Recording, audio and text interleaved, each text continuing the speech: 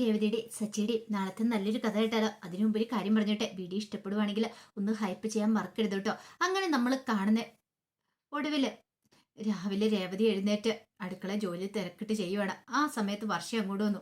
വർഷം വന്നു കഴിഞ്ഞപ്പോഴത്തേനും രേവതി ചോദിച്ചു, അല്ല ചായ എന്തേലും വേണോന്ന് ചോദിച്ചു. എനിക്ക് ചായ വേണ്ട, എനിക്കൊരു ഓംലേറ്റ് അടിച്ചു തരാമെന്ന് ചോദിച്ചു. നല്ല ചൂട് ഇഡ്ഡലി ഉണ്ടെന്ന് പറഞ്ഞു. അതെ, എനിക്കൊരു ഓംലേറ്റ് വേണമെന്ന് പറഞ്ഞു. അതെന്താ ഇഡ്ഡലി വേണ്ടാന്ന് പറഞ്ഞു. അതെന്താ ഇപ്പൊ പെട്ടെന്ന് ഇങ്ങനെ തോന്നല? എന്നെ ശ്രീകാന്ത് കളിയാക്കുക, എനിക്ക് തടി കൂടിയെന്നും പറഞ്ഞിട്ട് എന്റെ വെയിറ്റ് ഇത്തിരി കുറയ്ക്കാൻ വേണ്ടിട്ടാ, എന്നിട്ട് വേണം അവനോട് 4 വർത്താനം പറയാനെന്ന് പറഞ്ഞു. അത് കേട്ട് കഴിഞ്ഞപ്പോഴത്തേനും രേവതി ചിരിച്ചു. രേവതി പറഞ്ഞു, ആഹാ അത് കൊള്ളാലോ എന്ന് പറഞ്ഞു. അങ്ങനെ അവര് സംസാരിച്ചുകൊണ്ടിരിക്കുന്ന സമയത്താണ് ശ്രുതി അങ്ങോട്ടേക്ക് വരുന്നത്. അങ്ങനെ ശ്രുതി വന്നു കഴിഞ്ഞപ്പോഴത്തേനും രേവതി പറഞ്ഞു, അതെ ഞാൻ ശ്രുതിയോടൊരു താങ്ക്സ് പറയാൻ വേണ്ടി ഇരിക്കുമായിരുന്നു. എന്നോടോ? എന്നോട് എന്തിനാ താങ്ക്സ് പറയണേ? അല്ല, ശ്രുതിയല്ലേ 2 ലക്ഷം രൂപ മാല കൊണ്ട് വിറ്റിട്ട് ഭാമാരുടെ കൊണ്ട് കൊടുത്തെന്ന് ചോദിച്ചു. പെട്ടെന്ന് ശ്രുതി വെള്ളം കുടിച്ചോണ്ടിരിക്കുവായിരുന്നു. ഇത്തിരി വെള്ളം എടുത്ത് കുടിച്ച സമയത്താണ് രേവതി ഇത് പറയുന്നേ. വെള്ളം വിക്കി പെട്ടെന്ന്. ആ സമയത്ത് വർഷ വെച്ചു, ഇതെന്ത് പറ്റി? ശ്രുതി എടുത്ത് സൂക്ഷിച്ചു കുടിക്കണ്ടേ, വെള്ളം വെക്കില്ലോ എന്ന് പറഞ്ഞു.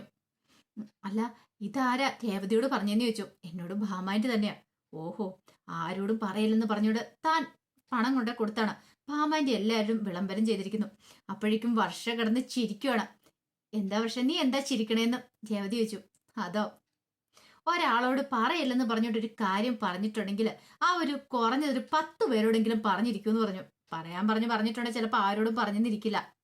അതുപോലെ തന്നെയല്ലേ ഭാമാന്റി. പിന്നീട് ശ്രുതി ചോദിച്ചു, വേറെന്തൊക്കെ ഭാമാന്റി പറഞ്ഞു? അല്ല, ഭാമാന്റി പറഞ്ഞ ആരോടും പറയരുത്, കാരണം ഈ പണം കൊണ്ട് ശ്രുതി കൊടുത്ത കാര്യം ഇത് ആന്റിക്ക് കൊടുക്കണമെന്ന് പറഞ്ഞെന്നൊക്കെ പറഞ്ഞു. ഓഹോ, അപ്പൊ എല്ലാം വള്ളി പുള്ളി വിടാതെ പറഞ്ഞിട്ടുണ്ട്. ആന്റിയുടെ ഒരു കാര്യം, ഓഹ് ദൈവമേ, ഏത് സമയത്താണോ എന്നൊക്കെ ഒരു ചിന്ത ശ്രുതിയുടെ മനസ്സിലുണ്ടായി. പെട്ടെന്ന് വർഷ ചോദിച്ചു, അല്ല ശ്രുതിയായിട്ട് എന്തിനാ ആ പണം കൊണ്ട് കൊടുത്തതെന്ന് ചോദിച്ചു. അത് പിന്നെ കുടുംബത്തിലൊരു പ്രശ്നം ഉണ്ടാവണ്ടല്ലോ എന്ന് കരുതിയതാ എന്നും പറഞ്ഞിട്ട്. അല്ല അങ്ങനെയാണെങ്കിൽ ഇവിടുത്തെ ആന്റിയോട് ഈ കാര്യങ്ങൾ പറയണ്ടേ? ശ്രുതിയടുത്ത് പണം കൊണ്ട് കൊടുത്തെന്നുള്ള കാര്യം. വേണ്ട അത് വേണ്ടാന്ന് പറഞ്ഞു. അതെന്താ? ആന്റി തൽക്കാലത്തേക്ക് അറിയണ്ടാന്ന് പറഞ്ഞു. അപ്പോഴേക്കും രേവതി പറഞ്ഞു, ശ്രുതിയുടെ നല്ല മനസ്സ് കാരണം വലിയൊരു പ്രശ്നം ഒഴിവായത്. ആ സമയം വർഷം പറഞ്ഞു, അത് പറഞ്ഞിട്ട് കാര്യമില്ലല്ലോ. അതെന്താ വർഷം അങ്ങനെ പറഞ്ഞേ? അല്ല ഇതിന്റെ പെണ്ണി വലിയൊരു കള്ളൻ ഒളിച്ചിരിപ്പില്ലെന്ന് ചോദിച്ചു. അപ്പോഴേക്കും രേവതി ചോദിച്ചു, കള്ളനോ? അതെ, 2 ലക്ഷം രൂപ ആരോ ഒരാൾ അടിച്ചു മാറ്റിക്കൊണ്ട് പോയി. ആ 2 ലക്ഷം രൂപ ആരാ അടിച്ചു മാറ്റിക്കൊണ്ട് പോയെന്ന് അറിയണമല്ലോ. അങ്ങനെയാണ് പോലീസ് കംപ്ലൈന്റ് കൊടുക്കേണ്ടതെന്ന് ചോദിച്ചു. പോലീസ് എന്ന് കേട്ടപ്പോൾ ശ്രുതി ഒന്ന് ഞെട്ടി. ശ്രുതി പറഞ്ഞു, ഇനി എന്തിനാ കംപ്ലൈന്റ് ഒക്കെ? അതിന്റെ ആവശ്യമുണ്ടോ? പണം എന്തായാലും ഞാൻ കൊണ്ട് കൊടുത്തല്ലോ. ഇതിന്റെ പേരിൽ ഒരു പ്രശ്നം ഉണ്ടാകാൻ പാടില്ല കുടുംബത്തില്. അങ്ങോട്ടും ഇങ്ങോട്ടും വഴക്കുകളും പ്രശ്നങ്ങളും ഉണ്ടാകാതിരിക്കാൻ വേണ്ടിയാണ് ഞാൻ അങ്ങനെ ചെയ്തത്. അത് കേട്ടപ്പോൾ വർഷം ഇങ്ങനെ ഒന്ന് ആലോചിച്ചു. പിന്നീട് ശ്രുതി പറഞ്ഞു, തൽക്കാലത്തേക്ക് ഞാനാ കൊണ്ടേ പണം കൊടുത്തെന്നുള്ള കാര്യം ഇവിടുത്തെ അമ്മ അറിയാൻ പാടില്ല എന്ന് പറഞ്ഞിട്ട് ശ്രുതി അങ്ങോട്ട് പോയി. അപ്പോഴേക്കും വർഷം ഇങ്ങനെ ഒന്ന് ആലോചിച്ചു. വർഷം ആലോചിച്ചിട്ട് രേവതിയോട് പറഞ്ഞു, രേവതി ചേച്ചിക്ക് എന്തെങ്കിലും തോന്നിയെന്ന് ചോദിച്ചു. എന്ത്?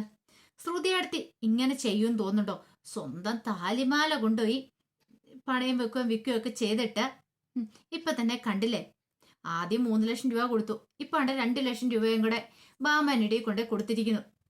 ശ്രുതി അടുത്തേക്ക് അങ്ങനെ ചെയ്യേണ്ട കാര്യം എന്താന്ന് ചോദിച്ചു. അത് കേട്ടതും രേവതി പറഞ്ഞു, അതാ എനിക്കും മനസ്സിലാകാത്തെ, അങ്ങനെ ചെയ്യേണ്ട കാര്യമൊന്നുമില്ല. അപ്പോഴേക്കും വർഷം പറഞ്ഞു, സംതിങ് ഫിഷിംഗ് എന്ന് പറഞ്ഞു. അതെന്താ? ഇതിനകത്ത് എന്തോ ഒരു കള്ളത്തരം ഒളിഞ്ഞിരിപ്പുണ്ടെന്ന് പറഞ്ഞു. കള്ളത്തരോ? അതെ, ശ്രുതി അടുത്തേക്ക് ഇങ്ങനെ ചെയ്യേണ്ട കാര്യമില്ല. ഈ കുടുംബത്തിലെ പ്രശ്നങ്ങൾ മാറ്റാനായിട്ട് ശ്രുതി അടുത്തി മാലയൊക്കെ പണയം വെച്ച് കൊണ്ട് കൊടുക്കും തോന്നുന്നുണ്ടോ? ഇതിനു മുമ്പ് ഇങ്ങനെ എന്തെങ്കിലും ചെയ്തിട്ടുണ്ടോ? രേവതി പറഞ്ഞില്ല. അതാ ഞാൻ പറഞ്ഞേ, ഇതിനകത്ത് എന്തോ ഒരു കള്ളത്തരം ഉണ്ടെന്ന്. സാരമില്ല, അതെന്താന്ന് കണ്ടെത്താം എന്ന് പറഞ്ഞിട്ട് വർഷ അങ്ങോട്ടേക്ക് പോയി. എനിക്ക് ഓംലേറ്റ് ഉണ്ടാക്കി വെക്കണം എന്ന് പറഞ്ഞിട്ട്. പിന്നീട് രേവതി വർഷയ്ക്ക് വേണ്ടി ഓംലേറ്റ് അടിച്ചുകൊണ്ടിരിക്കുന്ന സമയത്ത് സച്ചി അങ്ങോട്ട് വരുന്നേ.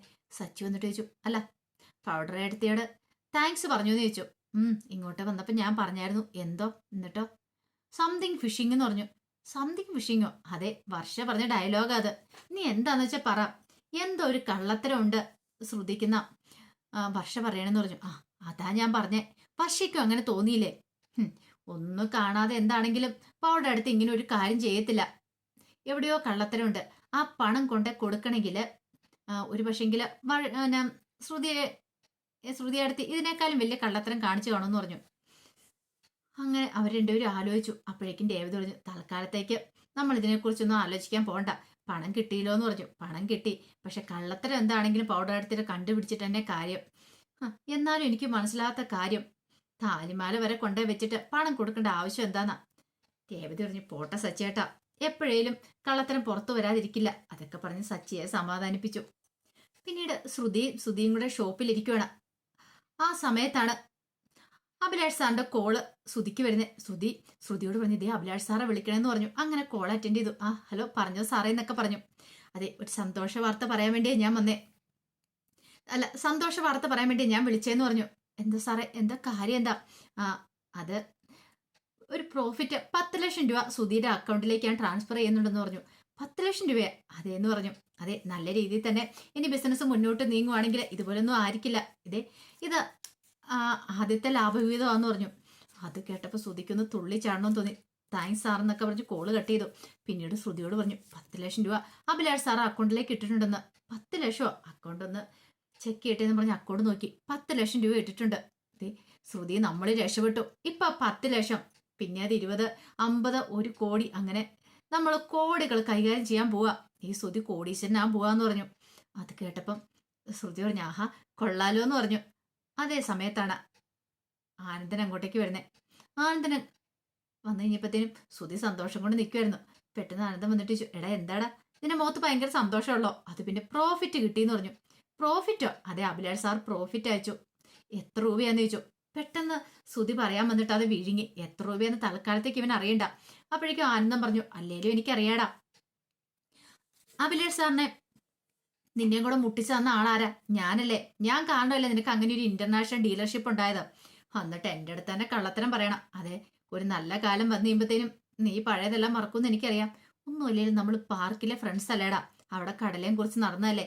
എന്നിട്ടിപ്പോ നിനക്ക് ഇത്തിരി നല്ല കാലം വന്നപ്പോ ഇത്തിരി പൈസ ആയി കഴിഞ്ഞപ്പോ എന്നെ മറന്നല്ലേ എന്ന് ചോദിച്ചു. ആ സമയത്ത് ശ്രുതി പറഞ്ഞു, ഒന്ന് പതുക്കെ പറ, ഇവിടുത്തെ സ്റ്റാഫുകളൊക്കെ കേൾക്കും. എനിക്ക് നാണക്കേടാ, മിണ്ടാതിരിക്കാൻ പറഞ്ഞു. ആയിക്കോട്ടെ ശരി, ഞാൻ അങ്ങോട്ട് പോയേക്കാം. നിന്നോടൊരു നല്ല കാര്യം പറയാൻ വേണ്ടി വന്നാ വേണ്ടാന്ന് പറഞ്ഞങ്ങ് തിരിഞ്ഞു നടന്നു ആനന്ദൻ. അപ്പോഴേക്ക് ശ്രുതി പിന്നാലെന്നു. എടാ അവിടെ നിക്കി പോവല്ലേ, നീ കാര്യം എന്ന് വെച്ചാ പറ. ആ അങ്ങനെ വരട്ടെ എന്ന് പറഞ്ഞു.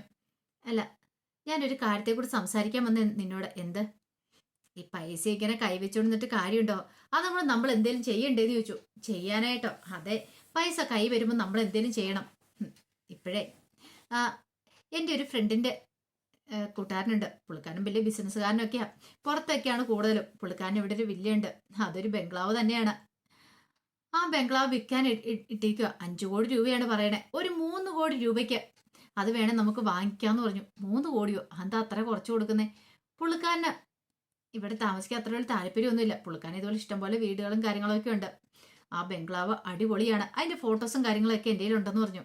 നിനക്ക് താല്പര്യം ഉണ്ടെങ്കിൽ അത് നോക്കണോ, അത് ചോദിക്കാൻ വേണ്ടി ഞാൻ വന്നാന്ന് പറഞ്ഞു. അത് കേട്ടപ്പോൾ ശ്രുതി ചോദിച്ചു, നീ വീട് അത് കേട്ടപ്പോൾ ശ്രുതി ചോദിച്ചു, എന്താ ശ്രുതി, നീ വീട് നോക്കാൻ പോവാണെന്ന് ചോദിച്ചു. വെറുതെ പൈസ എങ്ങനെ കളയലെന്ന് പറഞ്ഞു. അത് കേട്ടിഞ്ഞപ്പോ ആനന്ദ പറഞ്ഞു, ഇതേ പെങ്ങളെ വേണമെങ്കിൽ മതിയെന്ന് പറഞ്ഞു. ലാഭത്തിന് കിട്ടുമ്പോ വാങ്ങിയില്ലെങ്കിൽ. അപ്പോഴേക്ക് ശ്രുതി പറഞ്ഞു, അതിന് എൻ്റെ കയ്യിൽ അത്രയും പൈസയും കാര്യങ്ങളൊന്നും ഇല്ല. എടാ പൈസയൊക്കെ ഉണ്ടാവും, ഇപ്പൊ അഡ്വാൻസ് കൊടുത്താൽ മതി. പിന്നത്തെ കാര്യം പിന്നെയല്ലേ, പിന്നെ കുറേശ്ശെ പൈസ കൊടുത്ത് നമുക്കെല്ലാം സെറ്റ് ആയാക്കാലോ. വേണമെങ്കിൽ നമുക്ക് ലോൺ എടുക്കാലോ. ലോൺ എടുത്തിട്ട് നമ്മൾക്ക് അത് വാങ്ങുകയും ചെയ്യാം. എങ്ങനെയുണ്ട് എൻ്റെ ഐഡിയ? അത് കേട്ട് കഴിഞ്ഞപ്പം ശ്രുതിക്കും തോന്നി അത് നല്ല കാര്യമാണെന്ന് തോന്നി. പിന്നീട് വീടിന്റെ ഫോട്ടോസും കാര്യങ്ങളൊക്കെ കാണിച്ചു കൊടുക്കുവാണ്. അങ്ങനെ അത് കണ്ടു കഴിഞ്ഞപ്പോഴത്തേനും ശ്രുതിക്കും ഇഷ്ടപ്പെട്ടു, രണ്ടുപേർക്കും ഇഷ്ടപ്പെട്ടു. അതുപോലെ നല്ല അടിപൊളി ഒരു ബംഗ്ലാവ് തന്നെയായിരുന്നത്. ഈ സമയത്ത് ആനന്ദം പറഞ്ഞു, കണ്ടില്ലേ, നിന്നെ ചതിക്കുന്ന ഒരു കാര്യത്തിന് ഞാൻ കൂട്ടു നിൽക്കുക. നിനക്ക് നല്ല കാലം പറഞ്ഞാൽ ഞാൻ ആഗ്രഹിക്കുന്നത്. അതുകൊണ്ടാണ് ഞാൻ നിന്നെ ഇത് കൊണ്ടേ കാണിച്ചെന്ന് പറഞ്ഞു. അത് കേട്ടപ്പോൾ ശ്രുതിക്കും ഭയങ്കര സന്തോഷമായി. അങ്ങനെ വൈകുന്നേരം ആയി കഴിഞ്ഞപ്പോഴത്തേനും ശ്രുതി ഒരു പർച്ചേസിങ് കഴിഞ്ഞ് വീട്ടിലേക്ക് വരുവാണ്. വന്നതിന് ശേഷം രേവതിയെ അല്ല ചന്ദ്രമതിയെയും രവീന്ദ്രനെയും ഒക്കെ വിളിക്കുകയാണ്. അവരങ്ങോട്ട് വന്നു കഴിഞ്ഞപ്പോഴത്തേനും രവീന്ദ്രൻ ചോദിച്ചു, എന്തിനാ നീ നിങ്ങളെ വിളിച്ചതെന്ന് ചോദിച്ചു. അച്ഛ അവിടെ ഇരിക്കുക എന്നൊക്കെ പറഞ്ഞ് അവിടെ ഇരിക്കുകയാണ്. ആ സമയത്ത് രേവതി, സച്ചി, വർഷ, ശ്രീകാന്തും ഒക്കെ അങ്ങോട്ട് വന്നു കഴിഞ്ഞപ്പോഴത്തേനും ശ്രുതി പറഞ്ഞ് സീറ്റ്സ് എടുക്കാനും പറഞ്ഞിട്ട് അവർക്കൊക്കെ സീറ്റ്സ് കൊടുക്കുകയാണ്. ഇതെന്താടാ വിശേഷിച്ച എന്ന് രവീന്ദ്രൻ ചോദിച്ചു. അച്ഛാ, ഇന്നൊരു സന്തോഷ വാർത്തയുണ്ടായി.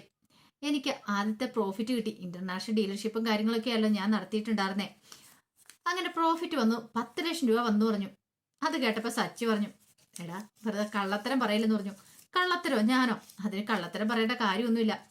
അത് കേട്ടതും ശ്രീകാന്ത് പറഞ്ഞു, ഞങ്ങളുടെ കൂടെ അധ്വാനത്തിന്റെ ഫലം ഞങ്ങളല്ലേ പരസ്യത്തിനൊക്കെ നിന്നോടൊപ്പം നിന്നേന്ന് ചോദിച്ചു. സച്ചി പറഞ്ഞു, അത് ശരിയാ, പക്ഷെ അതൊന്നും പറഞ്ഞിട്ട് കാര്യമില്ല, ഇവനത് അംഗീകരിക്കുമോന്ന് ചോദിച്ചു. അപ്പോഴേക്കും ചന്ദ്രമതി പറഞ്ഞു, പിന്നെ ഇവന്റെ കഷ്ടപ്പാടിന്റെ ഫലം ഇവന് കിട്ടിയിരിക്കുന്നേ. നിങ്ങൾ ആരും കണ്ണു വെച്ചിട്ട് കാര്യമൊന്നുമില്ല. അല്ലേലും എന്റെ മോന്, എനിക്കറിയാം എന്റെ മോൻ നല്ലവനാ, എന്റെ മോന് നല്ല ഉയരത്തിലെത്തും, ഇവന്റെ പേരിലായിരിക്കും ഞാൻ അറിയപ്പെടാൻ പോകുന്നത് എന്നൊക്കെ പറഞ്ഞ് ചന്ദ്രമതി വലിയ ആള് കളിക്കുവാണ്. പിന്നീട് സ്വീറ്റ്സ് എടുത്ത് കഴിച്ചുകൊണ്ടിരിക്കുന്ന സമയത്ത് ശ്രുതി പറഞ്ഞു, അമ്മേ അത് മാത്രമല്ല ഇനിയും പ്രോഫിറ്റ് വരുമെന്ന് പറഞ്ഞു. എനിക്കറിയാടാ, നീ നല്ല മിടുക്കനാണ്, കഴിവുള്ളവനാണ്, ഒന്നുമില്ലേൽ നിനക്ക് ഇത്ര ഡിഗ്രിയും കാര്യങ്ങളൊക്കെ ഇല്ലെന്ന് ചോദിച്ചു. പിന്നീട് ശ്രുതി പറഞ്ഞു, അതിങ്ങ് എടുക്കാൻ പറഞ്ഞു. അങ്ങനെ ജൂവലറി ബോക്സ് എടുത്തു. ഇതെന്താടാ മോനെന്ന് ചന്ദ്രമതി ചോദിച്ചു. അമ്മയ്ക്കുള്ളാന്ന് പറഞ്ഞു. എനിക്കെന്താ?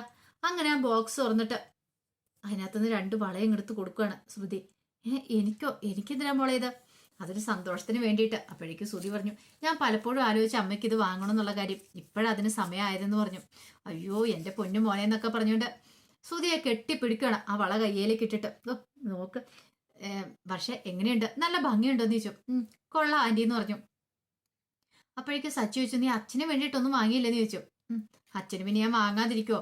നിനക്ക് മാത്രമല്ല അച്ഛനോട് സ്നേഹമുള്ള, എനിക്കും ഉണ്ടെന്ന് പറഞ്ഞിട്ട് ഒരു കവർ എടുത്തിട്ട് അതിനകത്തുനിന്ന് ഒരു ഷർട്ട് എടുത്ത് അങ്ങോട്ട് കൊടുക്കുകയാണ്. ഇത് അച്ഛന് വേണ്ടി വാങ്ങിയതാണ്.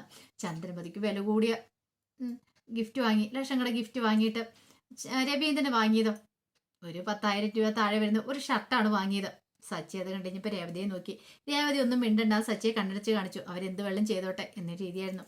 പക്ഷെ അത് കിട്ടിക്കഴിഞ്ഞാൽ രവീന്ദ്രൻ പറഞ്ഞു, ഇതിൻ്റെ ഒന്നും ആവശ്യമില്ലായിരുന്ന മോനെ, എനിക്കിവിടെ ഇഷ്ടം പോലെ ഷർട്ടും കാര്യങ്ങളൊക്കെ ഉണ്ട്, പിന്നെന്തിനാ, ഇരിക്കട്ടെ അച്ഛാന്നൊക്കെ പറഞ്ഞു. അതിനുശേഷമാണ് ശ്രുതി ആ കാര്യം പറയണേ. അതെ, അത് മാത്രമല്ല അച്ഛാ, ഞാനൊരു ബംഗ്ലാവ് വാങ്ങിക്കാൻ തീരുമാനിച്ചു. ബംഗ്ലാവോ? അതെ, അടിപൊളി ഒരു വീടാന്ന് പറഞ്ഞു. എടാ അതിന് നല്ല പൈസയൊക്കെ ആകത്തില്ലേ? പൈസയാകും, പക്ഷെ എനിക്ക് ആ വീട് കണ്ടപ്പോൾ ഇഷ്ടപ്പെട്ടു. എൻ്റെ ഫ്രണ്ട് ആനന്ദനാണ് ആ വീടിനെ കുറിച്ച് പറഞ്ഞത്. 2-3 കോടി രൂപയാവും വീട് വാങ്ങാനായിട്ട്. അപ്പൊ അതൊന്ന് നോക്കിയാൽ കൊള്ളാമെന്നുണ്ട്. അടുത്തൊരു ദിവസം നമുക്ക് പോയി നോക്കാന്ന് പറഞ്ഞു എങ്ങനെയുണ്ടെന്ന്. അത് കേട്ടപ്പോൾ ചന്ദ്രമതി ആണോ, അങ്ങനെയാണെങ്കിൽ നമുക്ക് പോയേക്കാം, എന്ന് വേണമെന്ന് പറഞ്ഞാൽ മതി. ചന്ദ്രമതിക്ക് ഭയങ്കര സന്തോഷം. അത്രയും വലിയ വീട്ടിൽ താമസിക്കാന്ന് പറഞ്ഞാല് ഭയങ്കര സന്തോഷമുള്ളൊരു കാര്യമല്ലേ. ചന്ദ്രമതി അവിടെ കിടന്ന് തുള്ളിച്ചാടുക. അത് കണ്ടപ്പോൾ രവീന്ദ്രൻ പറഞ്ഞു, എടാ പൈസയൊക്കെ ഇങ്ങനെ വെറുതെ ദൂർത്തടിച്ച് ചെലവാക്കേണ്ട കാര്യമുണ്ടോ? ആലോചിച്ച് തീരുമാനം എടുത്താൽ പോരെ.